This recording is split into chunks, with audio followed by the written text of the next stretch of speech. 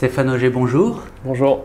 Vous êtes l'heureux lauréat des trophées des Français de Hong Kong, catégorie innovation, donc le prix le LPA-CGR. Est-ce que je peux avoir vos impressions? Très bien, écoutez, c'est une excellente nouvelle, merci beaucoup. Merci à l'ensemble des membres du jury et puis au cabinet LPA. Mes impressions, c'est un grand plaisir de recevoir ce prix.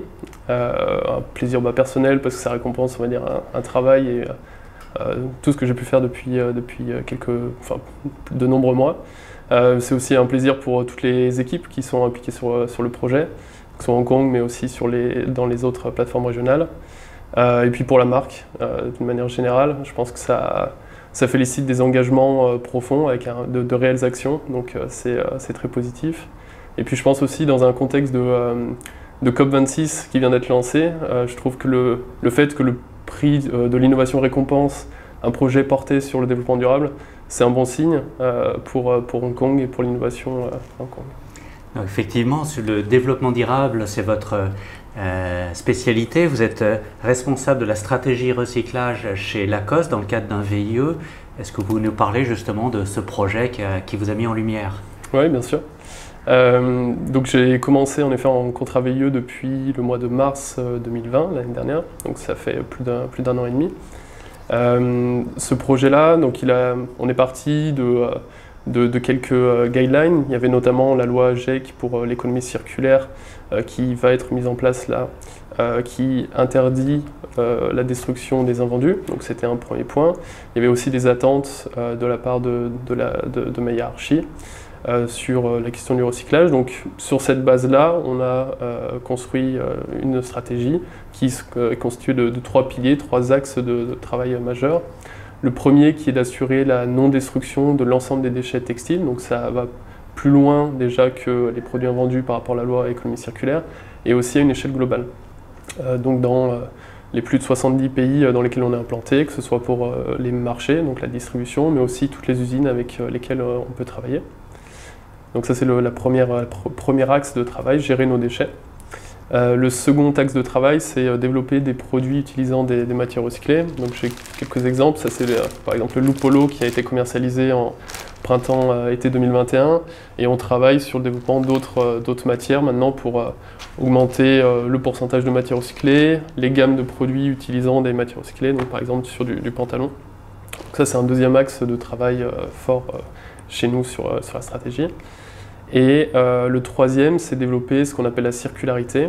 Donc là, on parlait plutôt aux côtés des déchets de nos usines, mais la circularité, en tout cas ce qu'on appelle circularité, c'est autour des vieux produits Lacoste qui ont déjà été portés par des consommateurs. Et c'est de développer des services autour de la seconde main, de la réparation, et puis en dernier recours du recyclage. Alors ce qui est formidable, c'est qu'à Hong Kong, finalement, c'est une des trois plateformes mondiales et ce que vous faites, c'est un projet international qui va impacter l'ensemble du réseau, c'est bien ça? Oui, c'est bien ça. Hong Kong a la spécificité d'avoir une équipe globale.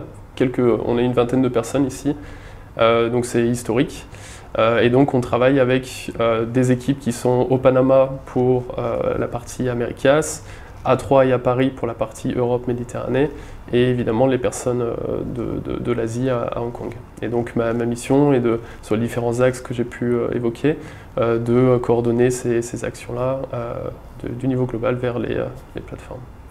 Alors finalement, ces trophées qui sont la reconnaissance de la communauté française de Hong Kong, qu'est-ce qu'ils vont apporter à ce projet, à Lacoste, à votre initiative en termes de recyclage? Alors c'est extrêmement positif, je pense, au niveau de l'entreprise, parce que ça montre qu'il y a des personnes de l'extérieur, pas forcément issues du domaine du recyclage, qui s'intéressent à ces questions. Donc ça montre un réel intérêt et on est dans la bonne direction. Et le deuxième point que je pourrais dire, c'est que ça clarifie que ces personnes qui sont membres du jury sont aussi de potentiels consommateurs de produits Lacoste, et donc ils sont intéressés par ces questions de recyclage. Donc c'est extrêmement positif en ce sens.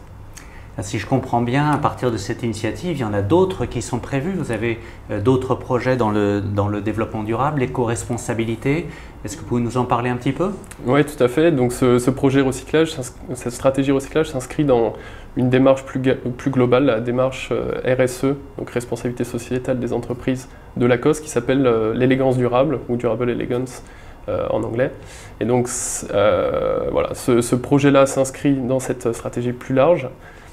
Pour autant, il y a plein d'autres actions, plein d'autres penchants pour essayer de réduire l'impact environnemental de l'entreprise, puisqu'on sait que l'industrie de la mode a un impact non négligeable.